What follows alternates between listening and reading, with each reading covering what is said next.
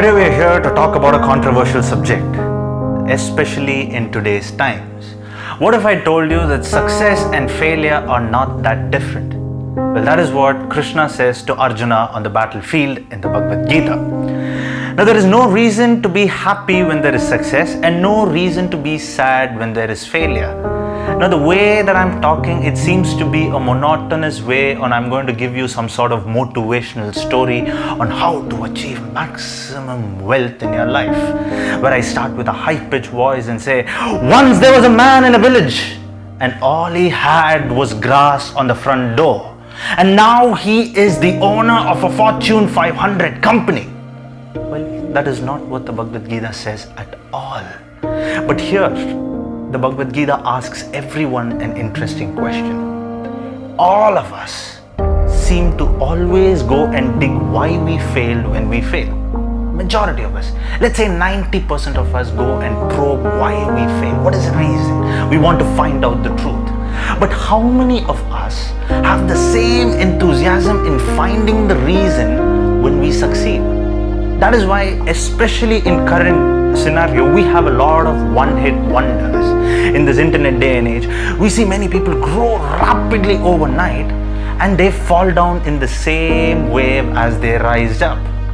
So here, this is mainly because they don't understand the reason why they succeeded. And for this, I'll give you an example. In one of Dr. Abdul Kalam's speech, he describes about his boss, Dr. Satish Dhawan. Now, when there was an ISRO mission and when the mission failed, Dr. Satish Dhawan prevented Abdul Kalam from going to the press, and he had addressed the press and accepted full responsibility for the failure of the mission.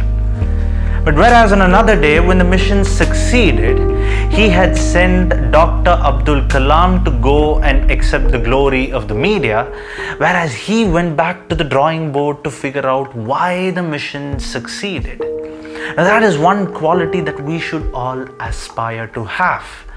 Because when you go ahead and try to figure out why a mission succeeded, you tend to realize that there are a lot of other things that played towards your success.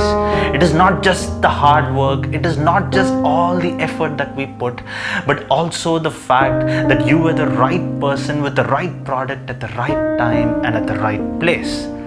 This is the same thing that in another way Thomas Alva Edison also says. Now, the famous story of Thomas Alva Edison trying to make a light bulb for 1,000 times is pretty popular. But it is only at the 1,001st time it was proved to be an invention.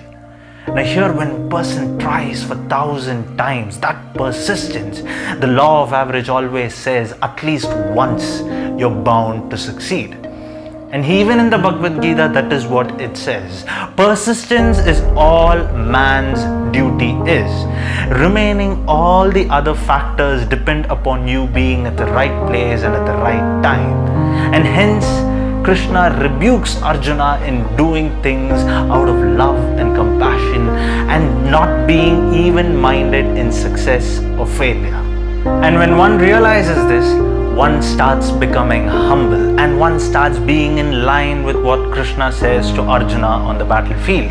Krishna is not saying that success and failure are different. He's saying that they both are same, and it is only the time that makes the difference between both, and that too in a very minuscule way. Now, don't you forget, guys, it will always lead the way, and all you have to do is free your mind.